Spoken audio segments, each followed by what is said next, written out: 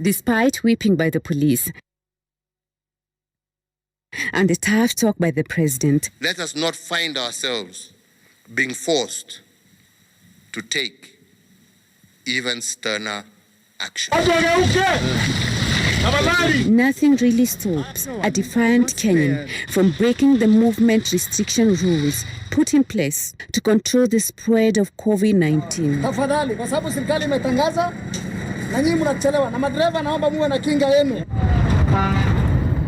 I'm off to experience what I can only call virus safaris.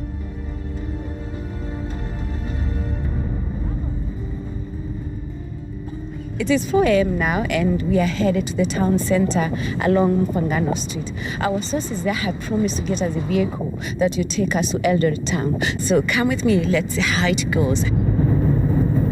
Under the cover of darkness, we made our way to the town center. But our meeting place was changed to Tomboya Street, inside a petrol station near the Afya Center building. As soon as I got here, this man approached me. He was looking for passengers heading to Kisii town. Inside this petrol station, we found other men who were also looking for passengers to ferry outside of Nairobi city. Joe, who was our contact person, was here on time. Okay, yes.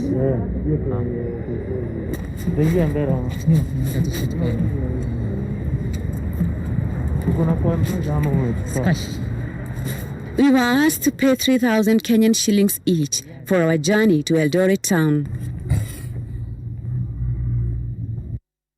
But the driver was not ready to leave yet.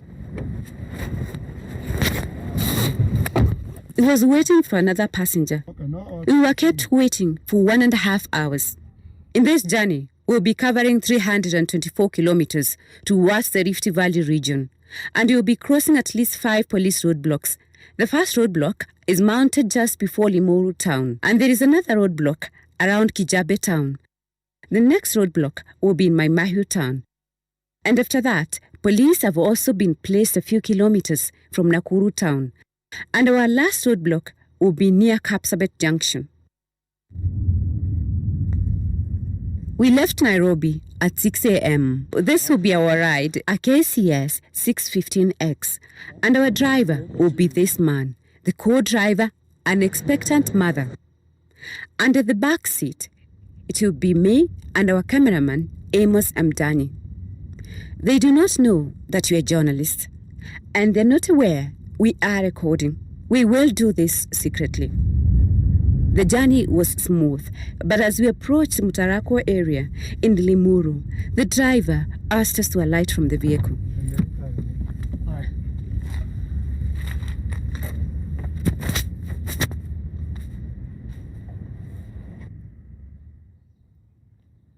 We did, and as requested, we walked with confidence, just like residents heading to their homes. We passed the police, and we were not stopped. None of them noticed us. Our driver too passed the roadblock and caught up with us just a few meters from the roadblock.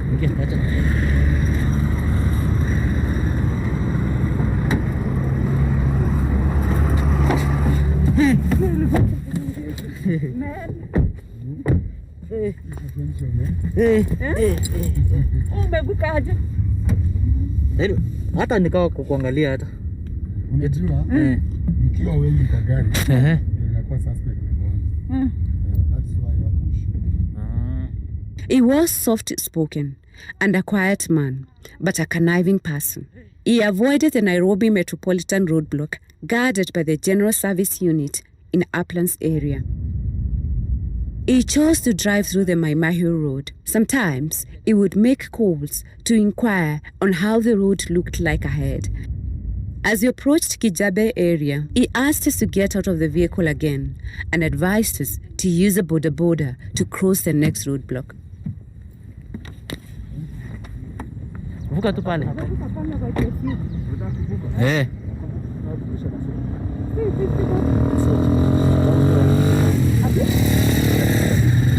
Sisi wawili.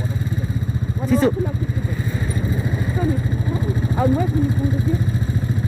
nasema sisi wote so.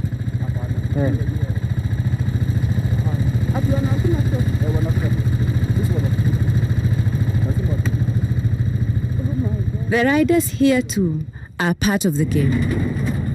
We didn't have much time. We jumped on the bikes and no one stopped us. We covered the distance in less than a minute. There were other passengers here too, waiting to cross. Our vehicle too passed the same roadblock. We asked him how he managed to cross. And again, he made another call. This time, he was planning on how another passenger would be sneaked back to Nairobi.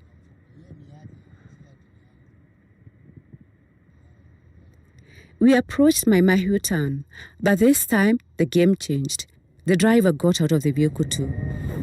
The vehicle was parked inside a car wash. The game here was to pour some water on the surface of the vehicle, and interestingly, he would not be driving past the police.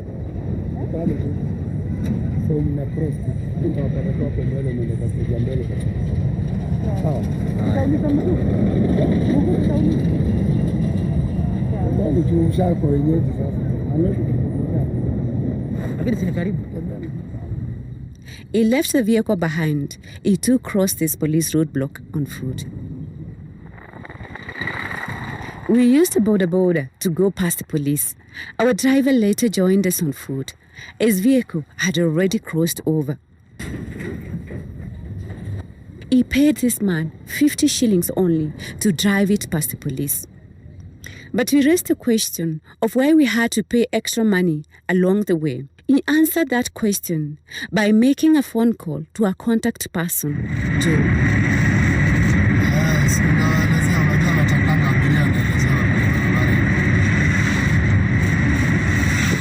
And surprisingly, there was another customer waiting for him. So asitembee bila pesa, at least akwe tuna pesa, hata kama ni 500 hiyo ni yake, si ati ni yake. It took us 2 hours to get to Naivasha town, and all through, we did not know what was waiting for us ahead. 2.5 hours later, we approached Nakuru town, and here again, characters changed. We were asked to use a matatu.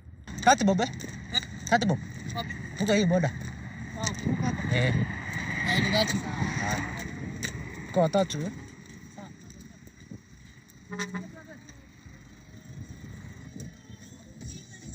We easily passed the police, raising our hope of reaching Eldoret town without being caught. We decided to engage the co-driver in a chat.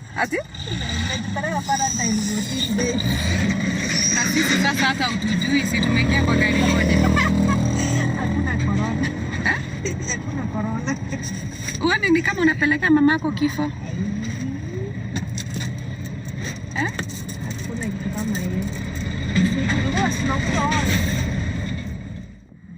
We proceeded with our journey. At Salga town, a military vehicle had earlier been involved in an accident, and the police were busy trying to clear the road.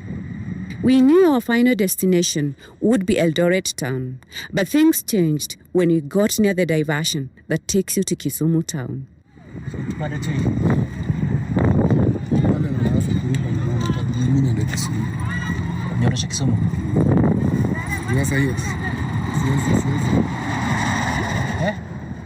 We engaged him further, just for the purposes of wanting to know the reason of him not fulfilling his part of the deal.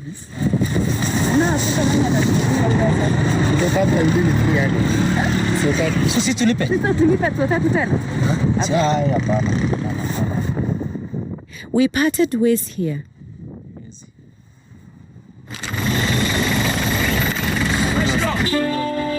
And this is how the rest of the journey looked like. And with the big question in mind, supposing each one of us contracted the virus. The driver left for Kisumu town to go pick more passengers for Nairobi. The co-passenger headed to Bungoma town to meet her parents and other relatives. I and the cameraman, Amos, continued with our journey to Eldoret town. This clearly demonstrates how the virus is being spread outside of Nairobi metropolitan area.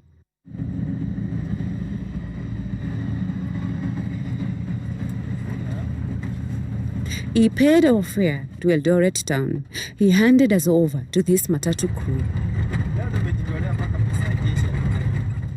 It was a slow matatu. It would pick and drop passengers on the road. No COVID-19 guidelines were being observed.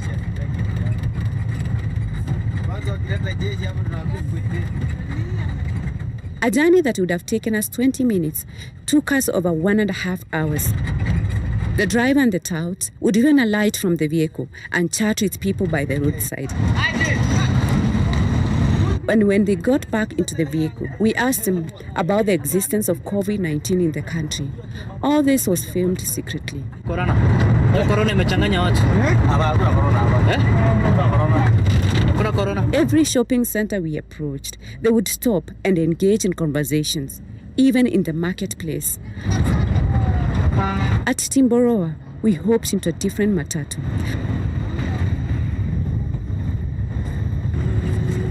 This appeared to be moving faster, and we even passed the Kapsabet roadblock with ease. But again, they handed us over to a different matatu that would take us to Eldoret town. Inside this one too, no guidelines were being observed. People would get in and out freely. No masks, no sanitization of hands, and social distancing was forced by a lack of passengers at that particular time. And shortly before 2 p.m., our journey came to an end. We are finally here in Eldoret town, Uasin Gishu County. This journey has taken us 8 hours. Under normal circumstances, this would have taken us 6 hours. A few people here in this town wore masks, and it was business as usual for many of them.